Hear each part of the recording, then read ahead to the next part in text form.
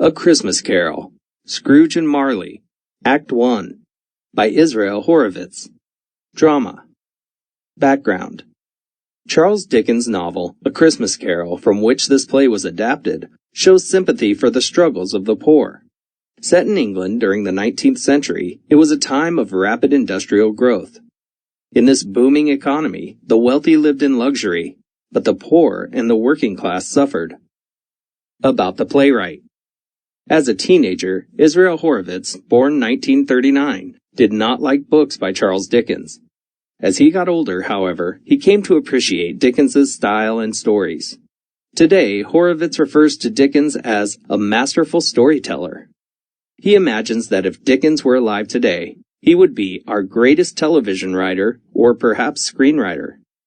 As Horovitz adapted Dickens's novel into a play, he thought about which character was his favorite. Surprisingly, it is Scrooge who reminds Horovitz of his own father. A Christmas Carol, Scrooge and Marley, Act 1, by Israel Horovitz. The place of the play. Various locations in and around the city of London, including Scrooge's chambers and offices, the Cratchit home, Fred's home, Scrooge's school, Fezziwig's offices, Old Joe's hideaway. The time of the play. The entire action of the play takes place on Christmas Eve, Christmas Day, and the morning after Christmas, 1843. Act 1. Scene 1. Ghostly music in auditorium. A single spotlight on Jacob Marley downstage center. He is ancient, awful, dead-eyed. He speaks straight out to auditorium. My name is Jacob Marley, and I am dead. Oh, no, there's no doubt that I am dead. The register of my burial was signed by the clergyman, the clerk, the undertaker, and by my chief mourner, Ebenezer Scrooge. I am dead as a doornail. A spotlight fades up stage right on Scrooge in his counting house, counting. Lettering on the window behind Scrooge reads, Scrooge and Marley, Ltd. The spotlight is tight on Scrooge's head and shoulders. We shall not yet see into the offices and setting. Ghostly music continues under. Marley looks across at Scrooge pitifully. After a moment's pause, I present him to you. Ebenezer Scrooge, England's most tight-fisted hand at the grindstone. Scrooge, a squeezing, wrenching, grasping, scraping, clutching, covetous old sinner, secret and self-contained and solitary as an oyster.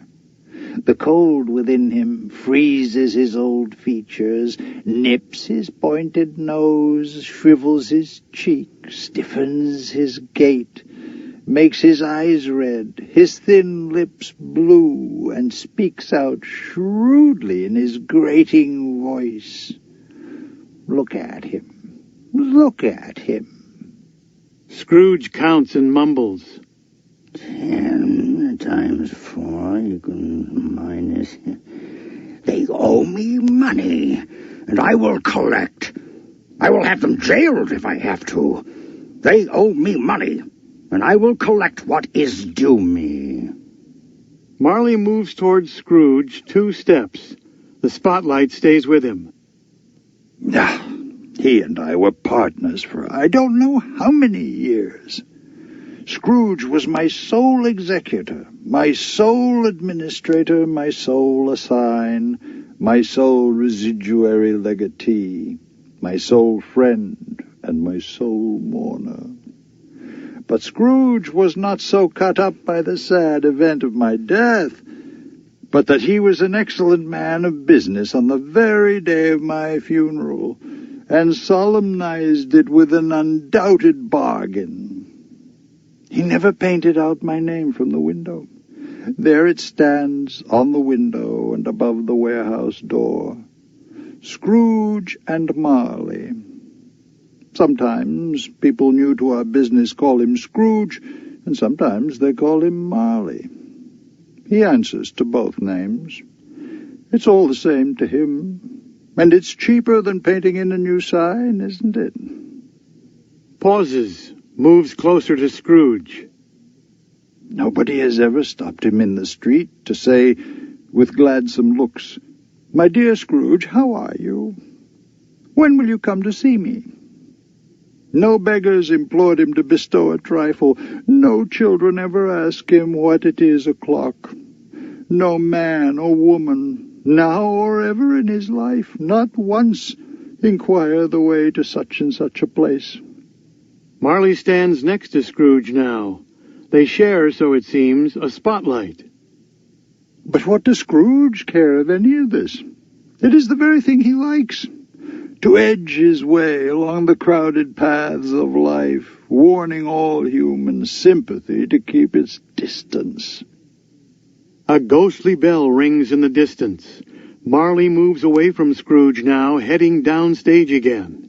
As he does, he takes the light. Scrooge has disappeared into the black void beyond. Marley walks downstage center, talking directly to the audience. Pauses. The bell tolls, and I must take my leave. You must stay a while with Scrooge and watch him play out his Scroogey life. It is now the story, the once upon a time. Scrooge is busy in his counting house. Where else? Christmas Eve, and Scrooge is busy in his counting house. It is cold, bleak, biting weather outside, foggy withal, and if you listen closely, you can hear the people in the court go wheezing up and down, beating their hands upon their breasts and stamping their feet upon the pavement stones to warm them.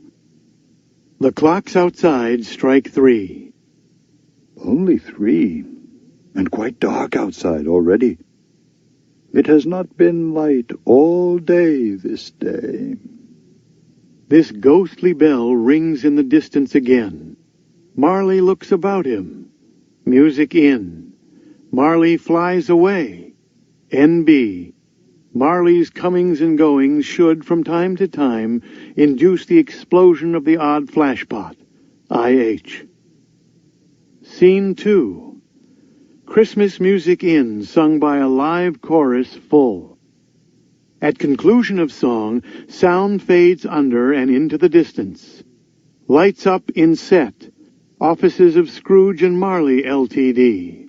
Scrooge sits at his desk at work. Near him is a tiny fire.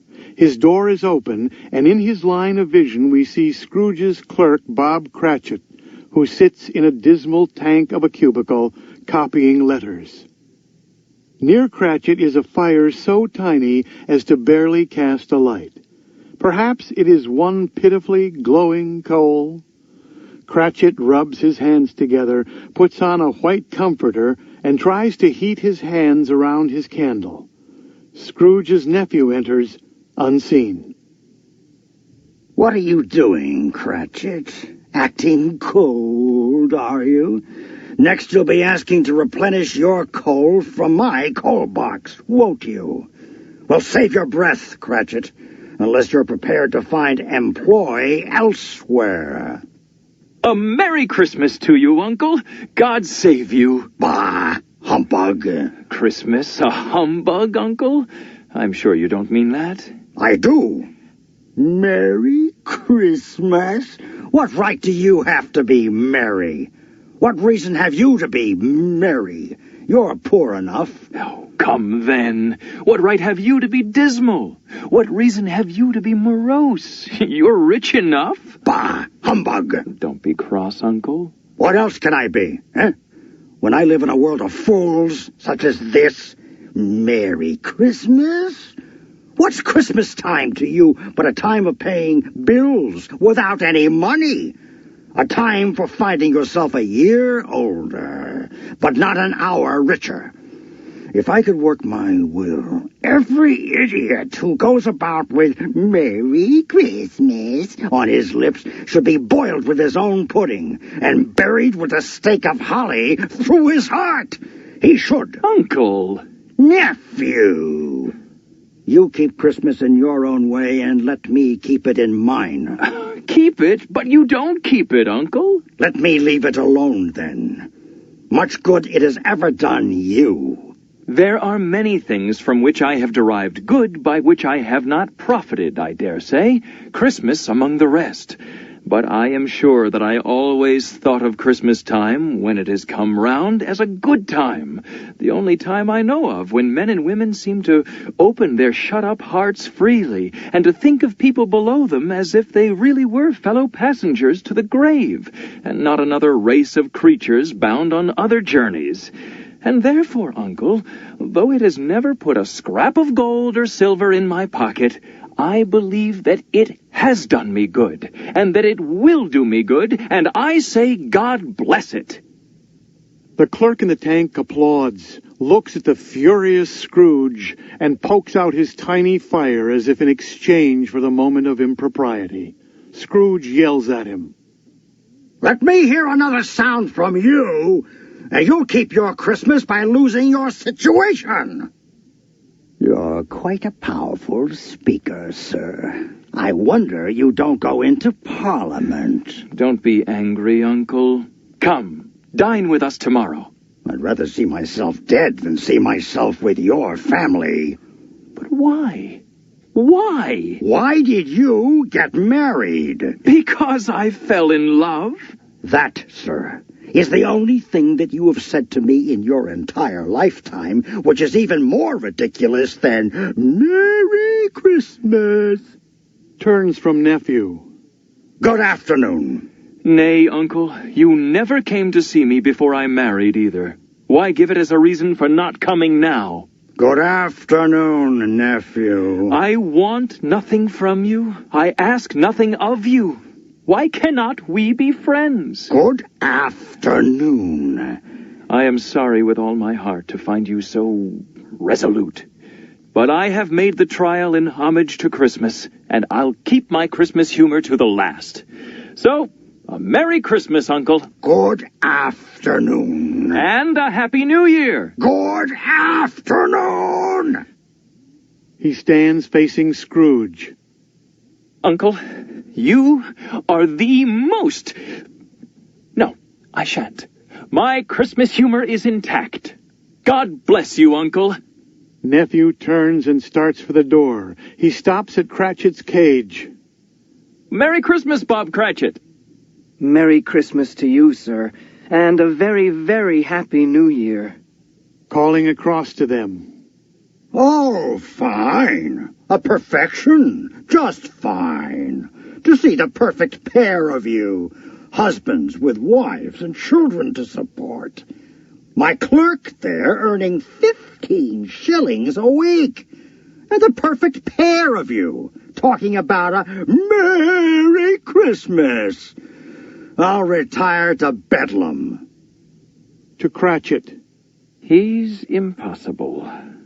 Oh, mind him not, sir. He's getting on in years, and he's alone. He's noticed your visit. I'll wager your visit has warmed him. Him? Uncle Ebenezer Scrooge? Warmed? You are a better Christian than I am, sir. Opening the door for nephew, two do-gooders will enter as nephew exits. Good day to you, sir, and God bless. God bless. One man who enters is portly, the other is thin. Both are pleasant. Can I help you, gentlemen? Carrying papers and books, looks around Cratchit to Scrooge. Scrooge and Marley's, I believe. Have I the pleasure of addressing Mr. Scrooge or Mr. Marley? Mr. Marley has been dead these 7 years. He died 7 years ago this very night. We have no doubt his liberality is well represented by his surviving partner. Offers his calling card. Handing back the card unlooked at. Good afternoon. This will take but a moment, sir. At this festive season of the year, Mr. Scrooge, it is more than usually desirable that we should make some slight provision for the poor and destitute, who suffer greatly at the present time. Many thousands are in want of common necessities. Hundreds of thousands are in want of common comfort, sir. Are there no prisons? Plenty of prisons. And aren't the union workhouses still in operation? They are.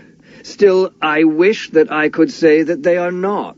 The treadmill and the poor law are in full vigor, then? Both very busy, sir. Oh, I see. I was afraid, from what you said at first, that something had occurred to stop them from their useful course.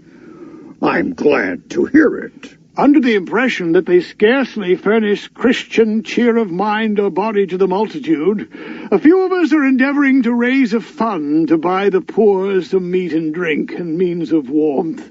We choose this time because it is the time of all others when want is keenly felt and abundance rejoices. Pen in hand, as well as notepad. What shall I put you down for, sir? Nothing. You wish to be left anonymous? I wish to be left alone. Pauses, turns away, turns back to them. Since you ask me what I wish, gentlemen, that is my answer. I help to support the establishments that I have mentioned. They cost enough, and those who are badly off must go there. Many can't go there, and many would rather die. If they would rather die, they had better do it, and decrease the surplus population. Besides, excuse me, I don't know that. But you might know it. It's not my business. It's enough for a man to understand his own business, and not to interfere with other people's. Mine occupies me constantly. Good afternoon, gentlemen. Scrooge turns his back on the gentleman and returns to his desk. But, sir, Mr. Scrooge, think of the poor. Turns suddenly to them. Pauses. Take your leave of my offices, sirs, while I am still smiling. The thin man looks at the portly man. They are undone. They shrug. They move to door. Cratchit hops up to open it for them. Good day, sir. To Cratchit. A Merry Christmas to you, sir. Yes, a Merry Christmas to both of you. Merry Christmas. Cratchit silently squeezes something into the hand of the thin man. What's this? Shh. Cratchit opens the door. Wind and snow whistle into the room. Thank you, sir. Thank you. Cratchit closes the door and returns to his workplace. Scrooge is at his own counting table. He talks to Cratchit without looking up. It's less of a time of year for being merry, and more a time of the year for being loony, if you ask me. Well, I don't know, sir. The clock's bell strikes 6 o'clock. Well, there it is, eh? 6. Saved by 6 bells, are you? I must be going home. He snuffs out his candle and puts on his hat. I hope you have a very, very lovely day tomorrow, sir. Oh, you'll be wanting the whole day tomorrow, I suppose? If quite convenient, sir. It's not convenient, and it's not fair. If I was to stop half a crown for it, you'd think yourself ill-used, I'll be bound. Cratchit smiles faintly. I don't know, sir. And yet, you don't think me ill-used when I pay a day's wages for no work? It's only but once a year. A poor excuse for picking a man's pocket every 25th of December. But I suppose you must have the whole day. Be here all the earlier the next morning. Oh, I will, sir. I will, I promise you. And, sir... Don't say it, Cratchit. But let me wish you a... Don't say it, Cratchit. I warn you. Sir... Cratchit! Cratchit opens the door. All right, then, sir. Well, Merry Christmas, Mr. Scrooge. And he runs out the door, shutting same behind him. Scrooge moves to his desk, gathering his coat, hat, etc. A boy appears at his window, singing, A Scrooge seizes his ruler and whacks at the image of the boy outside. The boy leaves. Bah! Humbug! Christmas! Bah! Humbug! He shuts out the light. A note on the crossover following scene 2. Scrooge will walk alone to his rooms from his offices. As he makes a long, slow cross of the stage, the scenery should change. Christmas music will be heard. Various people will cross by Scrooge, often smiling happily. There will be occasional pleasant greetings tossed at him. Scrooge, in contrast to all, will grump and mumble. He will snap at passing boys, as might a horrid old hound. In short, Scrooge's sounds and movements will define him in contrast from all other people who cross the stage. He is the misanthrope, the malcontent, the miser. He is Scrooge. This statement of Scrooge's character, by contrast to all other characters, should seem comical to the audience. During Scrooge's crossover to his rooms, snow should begin to fall. All passers-by will hold their faces to the sky, smiling, allowing snow to shower them lightly. Scrooge, by contrast, will bat at the flakes with his walking stick, as might an insomniac swat at a sleep-stopping middle-of-the-night swarm of mosquitoes. He will comment on the blackness of the night, and finally reach his rooms and his encounter with the magical specter, Marley, his eternal mate. Scene 3.